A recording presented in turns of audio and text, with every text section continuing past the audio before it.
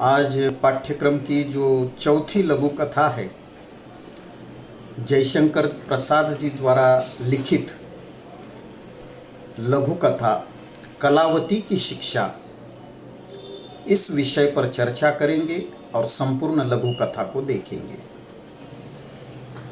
सबसे पहले हम कलावती की शिक्षा इस लघु कथा को देखते हैं।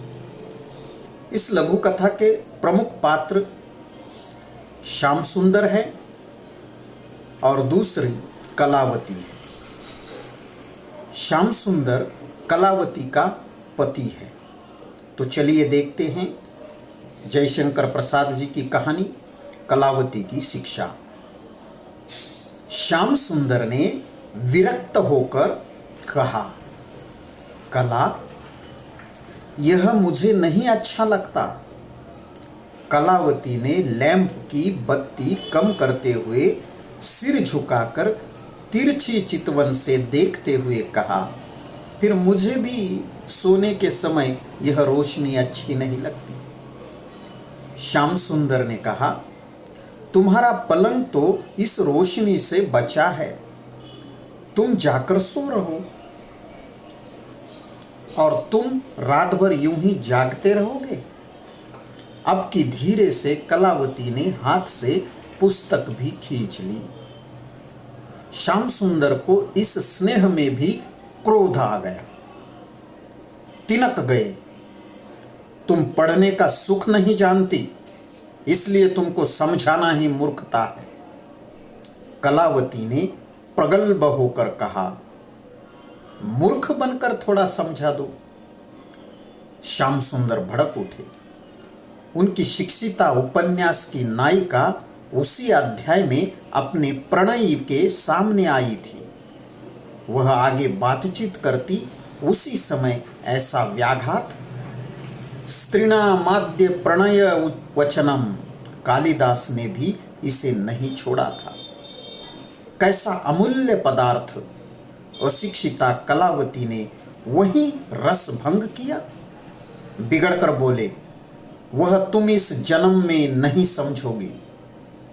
कलावती ने और भी हंसकर कहा, देखो, उस जन्म में भी ऐसा बहाना न करना।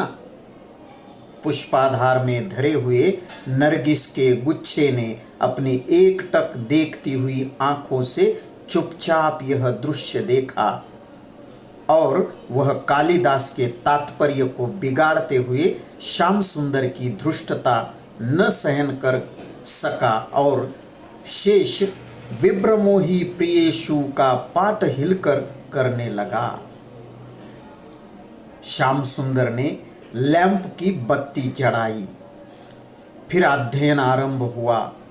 कलावती अब की बार अपने पलंग पर जा बैठी। डिब्बा खोलकर पान लगाया, 2 खिली लेकर फिर श्याम सुंदर के पास आई।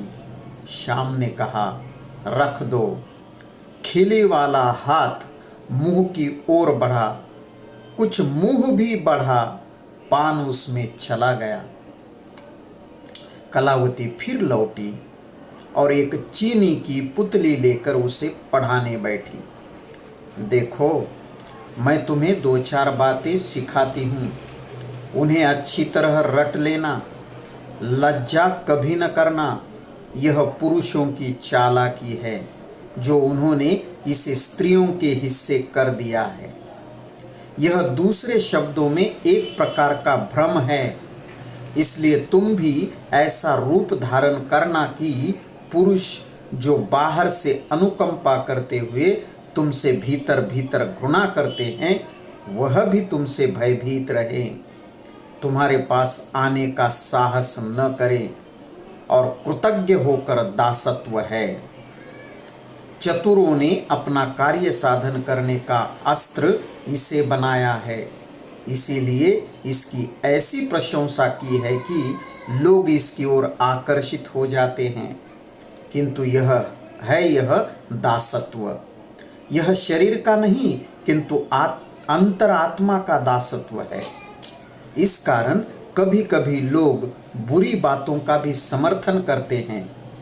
प्रगल्भता जो आजकल बड़ी बाढ़ पर है, बड़ी अच्छी वस्तु है, उसके बल से मूर्ख भी पंडित समझे जाते हैं, उसका अच्छा अभ्यास करना जिससे तुमको कोई मूर्ख न कह सके, कहने का साहस ही न हो। पुतली, तुमने रूप का परिवर्तन भी छोड़ दिया है, यह और भी बुरा है। सोने के कोर की साड़ी तुम्हारे मस्तक को अभी भी ढके हैं, तनिक से खिसका दो, बालों को लहरा दो, लोग लगे पैर चूमने, प्यारी पुतली, समझी ना। श्याम सुंदर के उपन्यास की नायिका भी अपने नायक के गले लग गई थी। प्रसन्नता से उसका मुखमंडल चमकने लगा, वह अपना आनंद छिपा नहीं सकता था। पुतली की शिक्षा उसने सुनी कि नहीं हम नहीं कह सकते, किंतु वह हंसने लगा। कलावती को क्या सूझा, लो वह तो सचमुच उसके गले लगी हुई थी। अध्याय समाप्त हुआ। पुतली को अपना पाठ याद रहा है कि नहीं, लैंप के धीमे प्रकाश में कुछ समझ न पड़ा।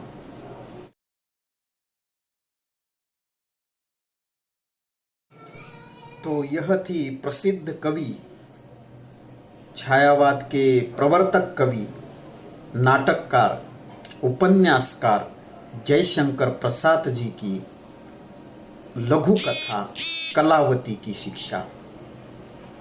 ये कहानी, ये लघु कथा भी अत्यंत सरल है। संस्कृतनिष्ठ शब्दों का प्रयोग इस लघु कथा में हमें देखने के लिए मिलता है।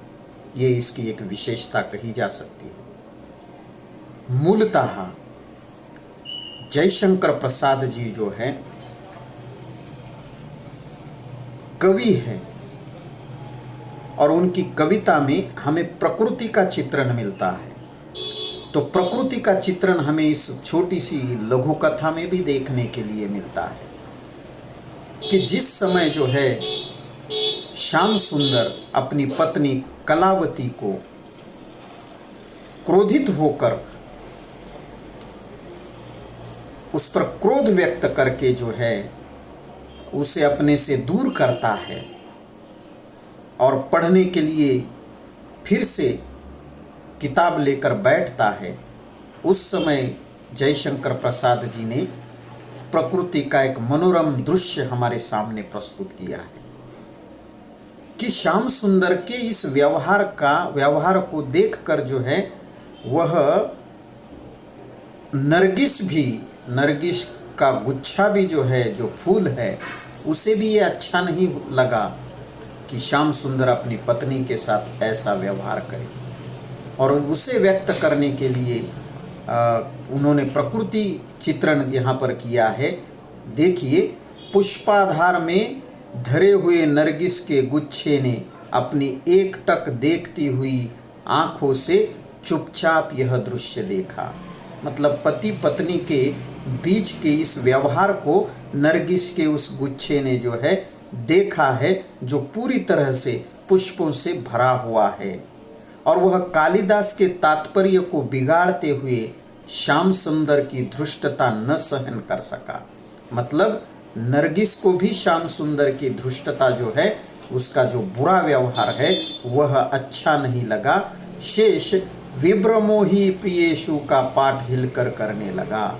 इसका अर्थ यह हुआ कि वह उस धृष्टता को सहन नहीं कर सका और फिर से जो है उस भ्रम को, उस बात को भूलकर जो है हवा के झोंके के साथ हिल रहा है, डुल रहा है। इस तरह का प्रकृति का चित्रण हमें इस लघु कथा में देखने के लिए मिलता है। यह भी इस लघु कथा की विशेषता कही जा सकती है।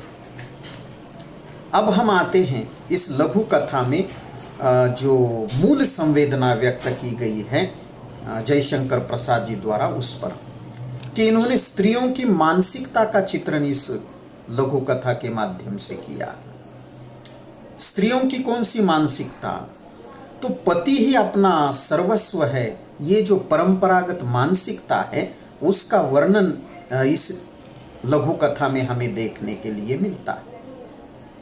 कलावती का पति कोई उपन्यास पढ़ रहा है और उपन्यास में भी वह उस चरम बिंदु पर पहुंच गया है जहां पर उस उपन्यास का नायक और नायिका का मिलन हो रहा है।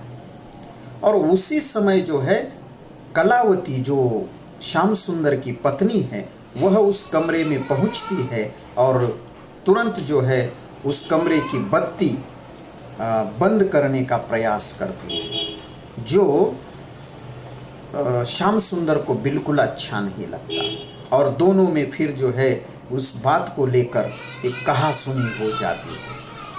फिर भी कलावती पति की बातों का बुरा नहीं मानती है।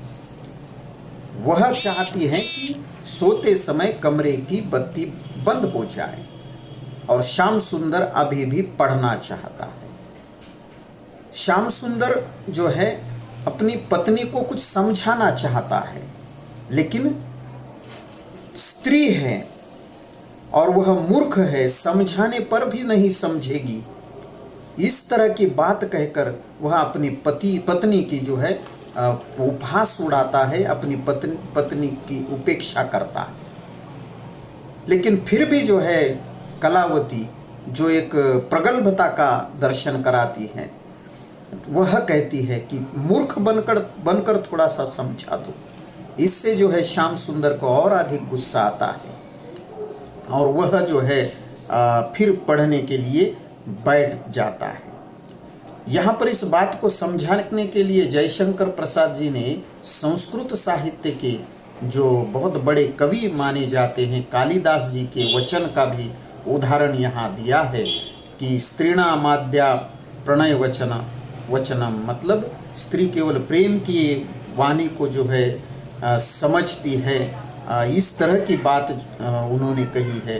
बाकी वह अशिक्षिता है, अज्ञानी है, मूर्ख है, इस तरह की बात श्याम सुंदर के व्यवहार द्वारा यहाँ पर हमें देखने के लिए मिलती है।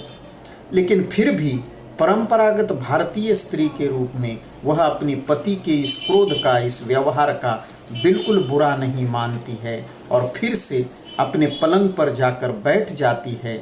पान का जो डिब्बा है उसे खोलती है और पान लगाकर अपने पति के सामने जो है मुंह के पास लगाती है।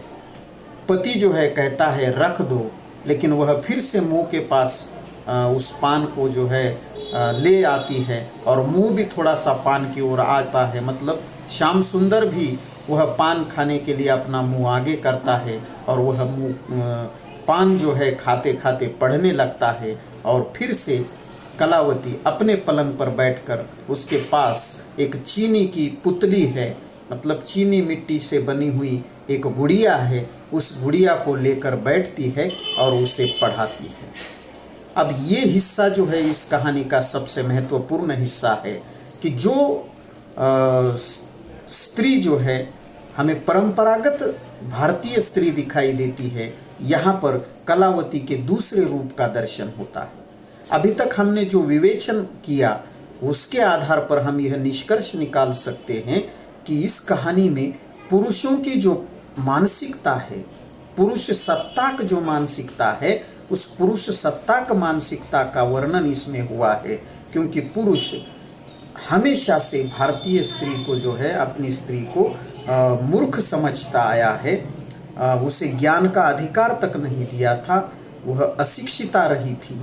और ये जो पुरुषों की मानसिकता है उसे इस कहानी में हमें देखने के लिए मिलता है।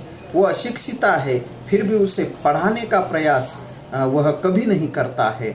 यह भी एक पुरुषों का चरित्र, भारतीय पुरुषों का चरित्र रहा है, उसे भी इस कहानी में हमें देखने के लिए मिलता है। ये जो अगला हिस्सा है, इस अगले हिस्से में हमें नई कलावती के दर्शन होते हैं।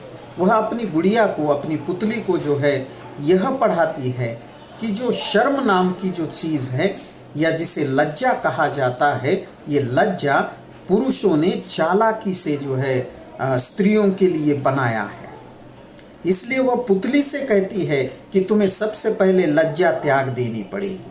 पुरुषों ने अपने शोषण को बनाए रखने के लिए स्त्री को जो है यह लज्जा नाम का लज्जा जो है अलंकार दिया है, स्त्री के हिस्से यह शर्म या लज्जा जो है दिया है, तो सबसे पहले तुम्हें यह छोड़ना होगा। ऐसी बात कलावती को कलावती जो है अपनी गुड़िया को कहती है।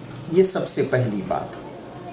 दूसरी बात हमें यहाँ पर देखने के लिए मिलती है कि जो पुरुष बाहर से जो है स्त्री के प्रति अनुकंपा रखता है, मतलब प्रेम रखता है, हो सकता है कि वह भीतर ही भीतर घृणा करता हो।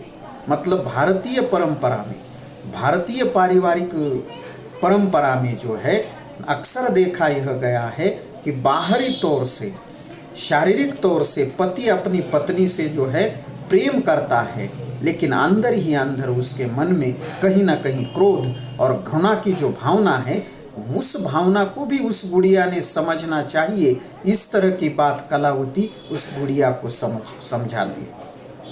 और वह यह भी कहती है कि पुरुषों के प्रति जो कृतज्ञता है, तो कृतज्ञता अगर पुरुषों के प्रति यह स्त्री रखती है तो ये भी उसका एक दासत्व है।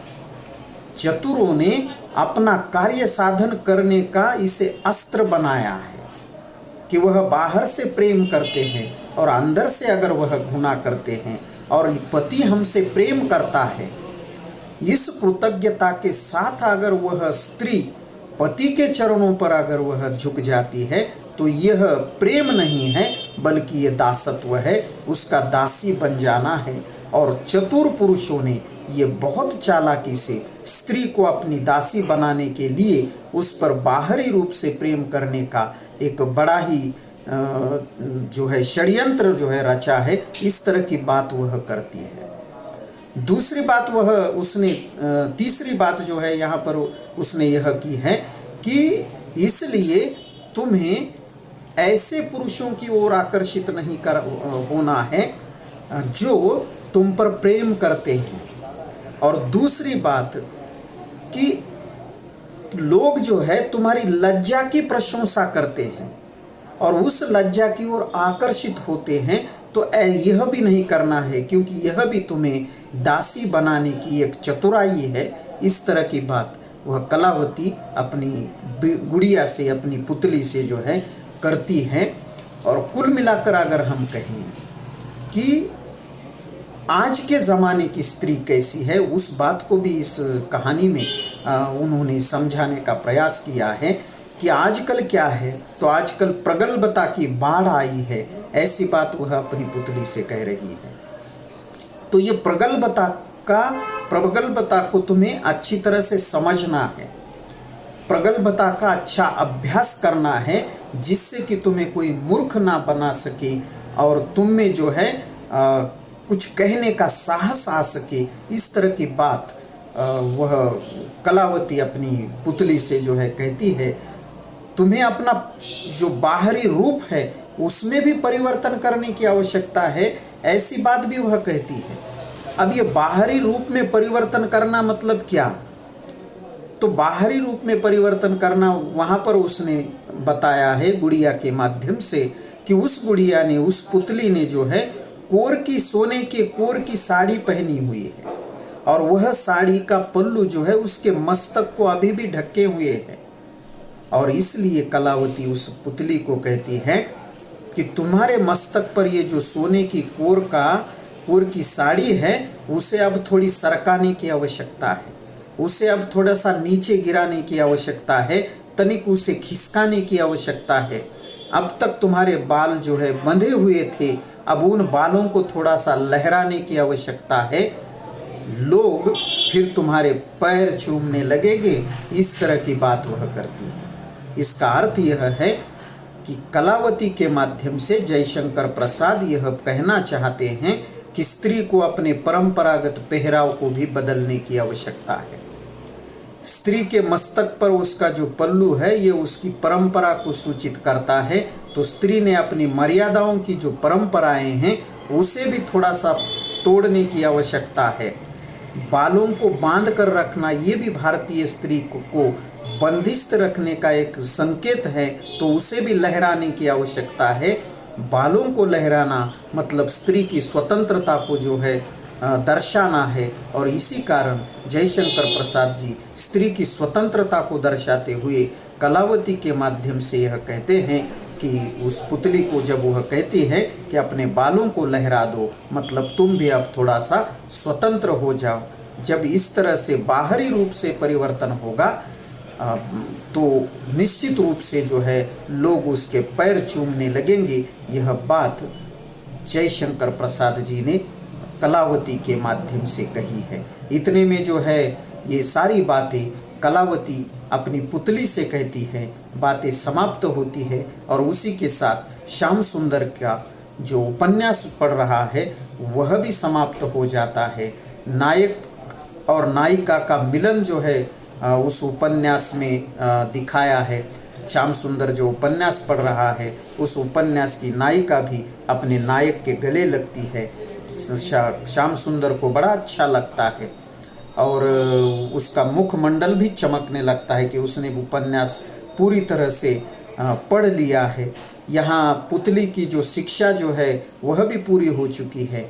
पुतली को जो शिक्षा कलावती दे रही थी वह पता नहीं उसने सुनी है श्याम सुंदर ने या नहीं सुनी, लेकिन वह हंसने लगा था और कलावती को भी पता नहीं क्या समझ में आया, क्या पता चला कि वह भी उसके गले लग जाती है और वहाँ पर कहानी समाप्त हो जाती है।